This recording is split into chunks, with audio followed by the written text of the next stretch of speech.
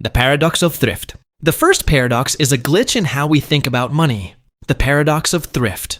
It starts with a simple, responsible idea: saving for a rainy day. When the economy feels shaky, your natural instinct is to cut back and stack your cash for safety. Individually, this is a smart move. You're being disciplined and prepared. But here is where the logic breaks. If every single person follows this smart advice at the same time, it creates a wave that crushes the economy. Because your spending is someone else's income. When you stop buying, businesses lose customers and fire workers. Suddenly, the very people trying to save have no income left to save at all. It shows us how 1,000 good individual decisions can actually lead to one giant collective disaster that we see in every major recession today. The Jevons Paradox. The second paradox is a strange glitch in how we use technology. The Jevons Paradox. It starts with a simple goal: making things more efficient. When a new engine is invented that uses less fuel, or an appliance is made to use less electricity, our natural instinct is to think that total resource consumption will go down. We believe that by saving more, we protect the planet. It's a logical hope for a greener future. But here is where the logic breaks. As something becomes more efficient, it also becomes cheaper and more accessible. Suddenly, everyone starts using it more often and for longer periods. This increased use eventually outweighs the original savings, leading to even more consumption than before. It wasn't just a way to save energy, it became a trigger for mass consumption. It shows us how every time we try to do more with less, we often end up using more than we ever did. The attention paradox. The third paradox is a modern struggle in the digital age. The attention paradox. It began with a revolutionary idea: making all the world's information free and accessible to everyone. With the internet, we have more knowledge, books, and videos at our fingertips than any generation in history. We thought this abundance would make us the smartest people to ever live.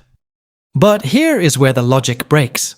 In a world where information is infinite, our attention becomes the only thing that is finite. When everything is available, nothing feels important. We spend more time scrolling than learning, and more time distracted than focused. It wasn't just a gift of knowledge, it became a poverty of attention. It shows us how having access to everything often results in us truly understanding almost nothing at all. The Easterlin Paradox. The fourth paradox is a strange glitch in how we measure happiness. The Easterlin Paradox. It starts with a simple, common goal: earning more money to live a better life. We believe that a higher salary and more wealth will lead to more satisfaction and a happier society. Individually, this is often true. Getting a raise or a bonus feels like a major victory. It's a logical ladder we all try to climb. But here is where the logic breaks. While richer people are generally happier than poorer people, as a whole country gets richer over time, the average happiness of its citizens doesn't move. Once our basic needs like food and shelter are met, more wealth doesn't translate to more smiles. It wasn't just a race for survival, it became a treadmill of comparison. It shows us how reaching the top of the economic mountain often reveals that the view doesn't change as much as we thought it would.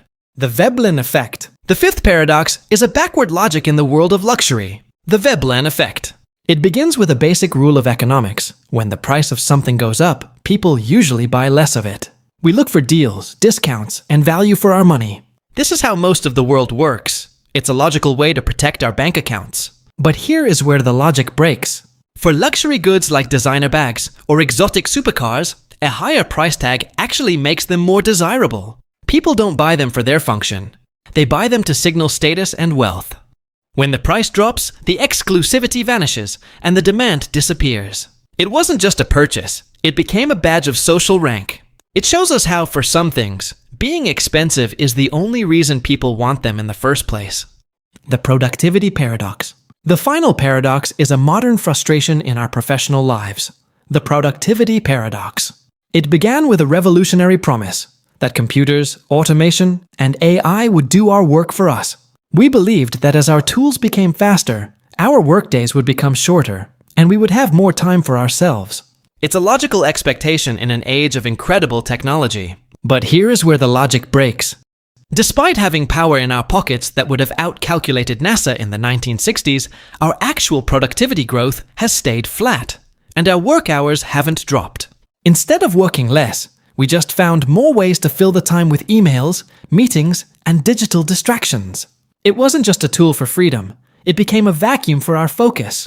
It shows us how no matter how fast our machines get, the human system always finds a way to keep us busy.